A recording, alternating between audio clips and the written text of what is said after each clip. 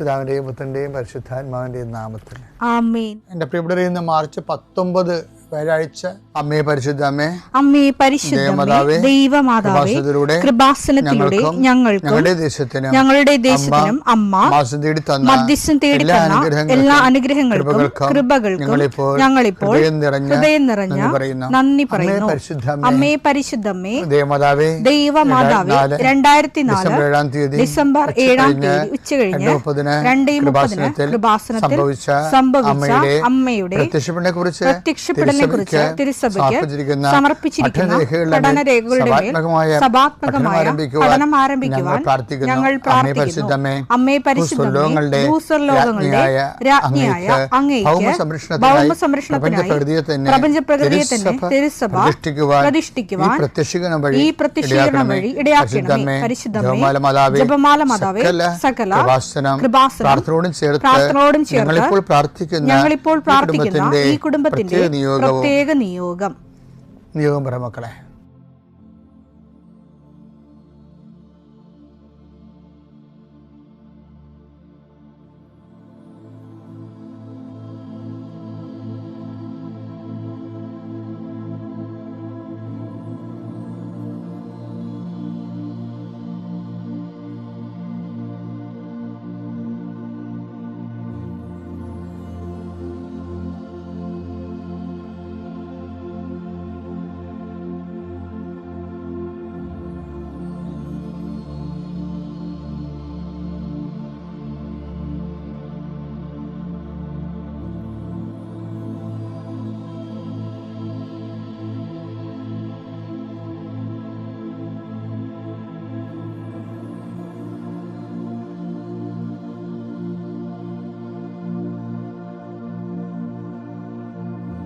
അമ്മയുടെ പ്രത്യക്ഷീകരണത്തിന്റെ ഈ അനുഗ്രഹവേളയിൽ ഞങ്ങൾക്ക് സാധിച്ചു തരുവാൻ കനിയണമേ. ആമേൻ. വിശ്വാസ പ്രമാണം. സർവശക്തനായ പിതാവും ആകാശത്തിന്റെയും ഭൂമിയുടെയും സൃഷ്ടാവുമായ ദൈവത്തിൽ ഞാൻ വിശ്വസിക്കുന്നു. അവിടുത്തെ ഏകപുത്രനും ഞങ്ങളുടെ കർത്താവുമായ ഈശോ മിശിഹായിലും ഞാൻ വിശ്വസിക്കുന്നു. ഈ പുത്രൻ പരിശുദ്ധാത്മാവിനാൽ ഗർഭസ്ഥനായി കന്യകാമറിയത്തിൽ നിന്ന് പിറന്ന് പൊന്തിയോസ് പീലാത്തോസിന്റെ കാലത്ത് പീഡകൾ സഹിച്ച് കുരിശിൽ തറയ്ക്കപ്പെട്ട് മരിച്ച് അടക്കപ്പെട്ട് പാതാളങ്ങളിൽ ഇറങ്ങി മരിച്ചവരുടെ ഇടയിൽ നിന്ന് 3-ാം നാൾ ഉയർത്ത് സ്വർഗത്തിലേക്ക് എഴുന്നള്ളി സർവശക്തിയുള്ള പിതാവായ ദൈവത്തിന്റെ വലതുഭാഗത്തിരിക്കുന്നു. അവിടെ നിന്ന് ജീവിക്കുന്നവരെയും മരിച്ചവരെയും വിധിക്കുവാൻ വരുമെന്നും ഞാൻ വിശ്വസിക്കുന്നു. പരിശുദ്ധാത്മാവിലും ഞാൻ വിശ്വസിക്കുന്നു. വിശുദ്ധ കത്തോലിക്കാ സഭയിലും പുണ്യവാന്മാരുടെ ഐക്യത്തിലും പാപങ്ങളുടെ മോചനത്തിലും ശരീരത്തിന്റെ ഉയർപ്പിലും നിത്യമായ ജീവിതത്തിലും ഞാൻ വിശ്വസിക്കുന്നു. ആമേൻ. സുഖസ്ഥനായ ഞങ്ങളുടെ പിതാവേ, അങ്ങയുടെ നാമം പൂജിതമാകണമേ. അങ്ങയുടെ രാജ്യം വരണമേ. അങ്ങയുടെ തിരുമനസ് സ്വർഗത്തിലെ പോലെ ഭൂമിയിലുമാകണമേ. അന്നു വേണ്ടുന്ന ആഹാരം ഇന്ന് ഞങ്ങൾക്ക് തരണമേ. ഞങ്ങളോട് തെറ്റ് ചെയ്യുന്നവരോട് ഞങ്ങൾ ക്ഷമിക്കുന്നത് പോലെ ഞങ്ങളുടെ തെറ്റുകൾ ഞങ്ങളോടും ക്ഷമിക്കണമേ. ഞങ്ങളെ പ്രലോഭനത്തിൽ ഉൾപ്പെടുത്തരുതേ, തിന്മയിൽ ഞങ്ങൾ രക്ഷിക്കണമേ. ആമേൻ. നന്മ നിറഞ്ഞ മറിയമേ, സ്വസ്തി. കർത്താവ് അങ്ങയുടെ കൂടെ സ്ത്രീകളിൽ അങ്ങ് അനുഗ്രഹിക്കപ്പെട്ടവളാകുന്നു. അങ്ങയുടെ ഉദരത്തിൻ ഫലമായി ഈശോ അനുഗ്രഹിക്കപ്പെട്ടവനാകുന്നു. പരിശുദ്ധ മറിയമേ, തമ്പുരാന്റെ അമ്മേ, പാപികളായ ഞങ്ങൾക്ക് വേണ്ടി ഇപ്പോഴും ഞങ്ങളുടെ മരണസമയത്തും തമ്പുരാനോട് അപേക്ഷിക്കണമേ. ആമേൻ. കർത്താവേ, നിന്റെ ഉന്നതമായ നാമത്തിന് സ്വസ്ഥം ചെയ്യുന്നു. കർത്താവേ, നിന്റെ വിശുദ്ധ പൗരോഹിത്യത്തെ മഹത്വപ്പെടുത്തണമേ. കർത്താവേ, സഭയിലുള്ള സാന്നിധ്യം ദൃഢമാക്കണമേ. 40 വർഷം ഞാൻ അർപ്പിച്ച കുർബാനയുടെ യോഗ്യതയായി കൃപാസനത്താര ജീവനോടെ പ്രത്യക്ഷപ്പെടുന്ന മാതാവിന്റെ മാധ്യസ്ഥത്തിൽ ഇന്ന് ഈ പ്രാർത്ഥന കാത്തിരിക്കുന്ന എല്ലാ മക്കളെയും ഞാൻ ആശീർവദിക്കുന്നു. കർത്താവേ, നിന്റെ തിരുമുറിവാർന്ന വലത് കർത്താ മക്കളെ സ്പർശിക്കണമേ. അടിപ്പണ്ട പോലെ വൈതാക്കാലം പോലെ ദൈവികമായ ശക്തിയിലേക്ക് ആവശ്യിക്കട്ടെ.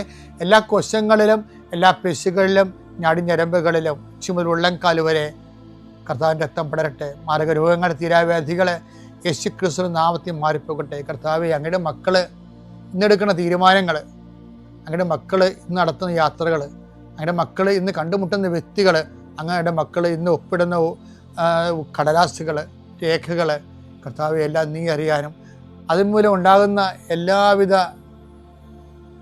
അതും ഈ എന്തിനു വേണ്ടിയാണ് ചെയ്യണത്? ആ വിഷയം ലക്ഷ്യം കാണാൻ വേണ്ടി, അത് എത്രയും സ്പീഡായിട്ട് കാണാൻ വേണ്ടിയും. സമയ ചുരുക്കത്തിൻ്റെ അമ്മയെ, സഞ്ചാരി മാതാവേ,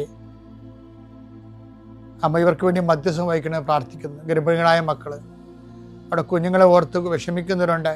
ചിലർക്ക് അനക്കമില്ലാത്ത കുഞ്ഞുങ്ങൾ ഉണ്ടാവും, ചിലർക്ക് രോഗങ്ങൾ മാറാത്ത കാരണം ഉറക്കമില്ലാത്തവരുണ്ടാവും. ഈശോയെ, പലതരത്തിൽ വേദന അനുഭവിക്കുന്നവരും പൊറുക്കാത്ത വ്രണങ്ങളുള്ളവരും ഉച്ചമുള്ളങ്കാലം ഉണ്ടാകുന്ന രോഗങ്ങളെ കർത്താവ് ഏറ്റെടുക്കണേ പ്രാർത്ഥിക്കുന്നു.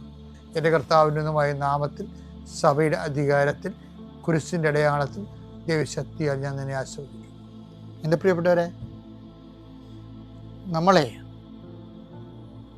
ഈ രജിസ്റ്റർ കച്ചേരിയിലൊക്കെ പോയി പണം കൊടുത്ത് സ്ഥലമൊക്കെ വാങ്ങിച്ച് പ്രമാണം ചെയ്യത്തില്ലേ? പക്ഷെ നമുക്ക് ആ പ്രമാണം ഉടനെ തരത്തിലല്ല കയ്യിൽ. എന്താ പറയണത്?